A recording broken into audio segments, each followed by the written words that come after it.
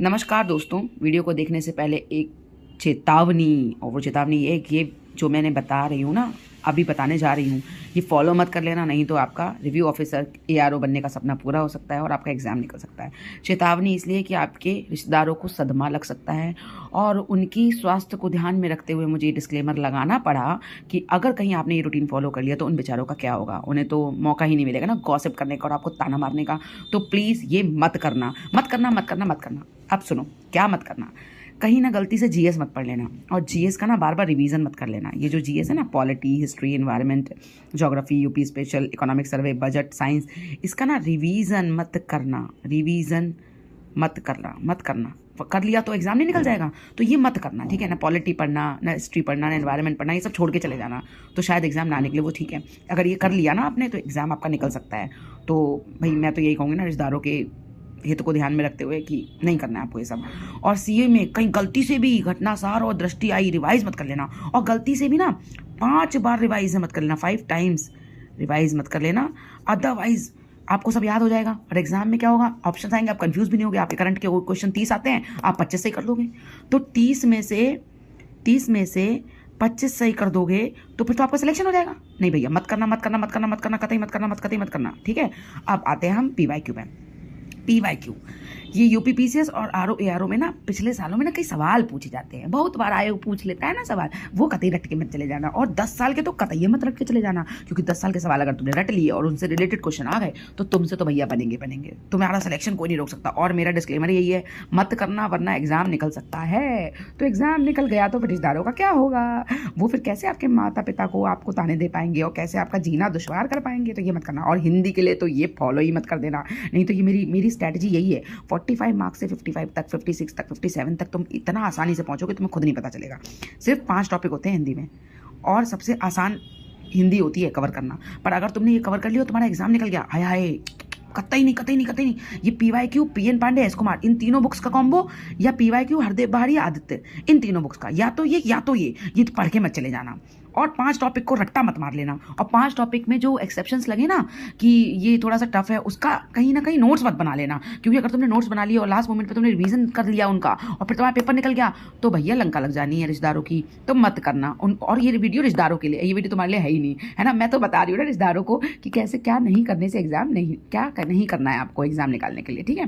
तो ये सब आपने नहीं करना है। जिसको भी आरओ एआरओ की परीक्षा पास करनी है उसको ये सब नहीं करना है, क्योंकि अगर उसने ये कर लिया तो आपका एग्ज़ाम निकल जाएगा।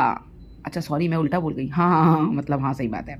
ये मत कर लेना वरना आपका एग्जाम निकल सकता है। तो मोर फोकस, ये सारी चीज़ें जो है ना, ये आरओ एआरओ की स्ट्रेटेजी लोग बोलते हैं शायद इसे, लेकिन ये मेरा पर्सनल रामबाण तरीका है। मैं सच बता रही हूँ।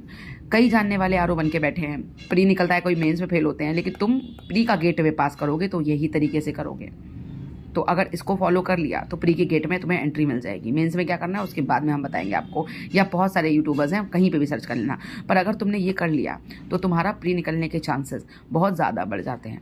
तो ठीक है, तो देख लो भाई, चॉइस इज योर्स। अगर तुम्हें ये करना है और प्री में एंट्री मिलनी है और रिश्तेदारों को थोड़ा हार्ट अटैक देना है तो भैया अब रिश्तेदारों के लिए तुम्हारी निर्दयता बढ़ती चली जा रही, तो मैं क्या करूँ यार।